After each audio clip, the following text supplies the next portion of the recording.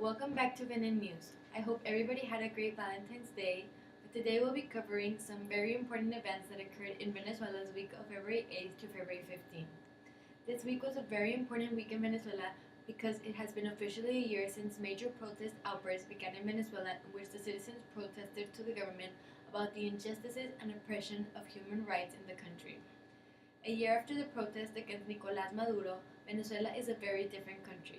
Today it tries to survive a very serious social, economic, and political crisis. On February 12th, in Caracas, Venezuela's capital, they revived the protest from a year ago and it concluded with 3 students being killed by police and military. There were at least 40 victims that suffered from violations of human rights in the protest. We will explain what is the current situation of the protagonists that took part in last year's uprising. First, we have Leopoldo Lopez. On February 18th, he will be turning a year in jail. Today, he has now become an emblematic political prisoner in the country. Nicolás Maduro. Today, Maduro is going through one of the most difficult periods of his time in office, hit by the economic crisis with an acceptance rate in the country that falls under 20%. Maria Corina Machado, political leader close to Leopoldo Lopez. Today, Diosdado Cabello, who is president of the assembly, illegally stripped her out of her deputy seat. She is also accused of participating in a planned assassination against President Maduro. Enrique Capriles. He leads the moderate side of the opposition, which in the first week for the uprising placed him in the eye of the hurricane. He still insists with his dual strategy to convince the masses and winning parliamentary elections against the government. Lilian Tintori, Leopoldo Lopez's wife, has become the symbol of the struggle for freedom from country to country, from meeting to meeting. The former TV presenter has kept alive the flame of the most famous political prisoner in Latin America.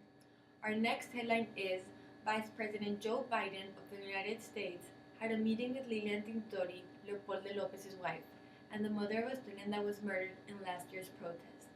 Biden stresses his commitment to the human rights movement in the world and rejected the repression and violation of the human rights that is occurring in Venezuela due to the oppression of the government towards its citizens.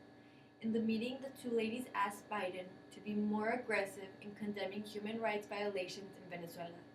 In retaliation to the recent tensions between the Obama administration and the Venezuelan government, Maduro shared an anecdote in one of his press conferences this week about his last encounter with Vice President Joe Biden in Brazil about a month ago. Maduro stated, "Biden told me to release Leopoldo Lopez from being incarcerated, and I responded that he was a monster, a murderer, and a fascist." He also accused Biden of violent verbal attack that the United States has recently published towards the Venezuelan country. Maduro also stated in the press conference that Biden had no words to argue with him and therefore said in his press conference, "So you can now see who represents who." We will now be heading to our next segment of Bennett Tweets.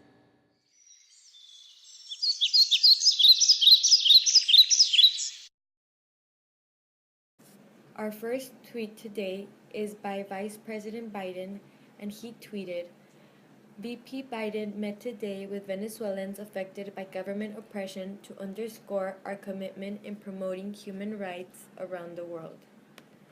Our next tweet is by Maria Corina Machado, and she tweeted, "Today, Lilian Tintori told me about the cruelty of the people that are incarcerated with my husband that ripped the pictures of Leopoldo Lopez's children in his jail cell." Thank you so much for watching Bennett Tweets today. See you next week.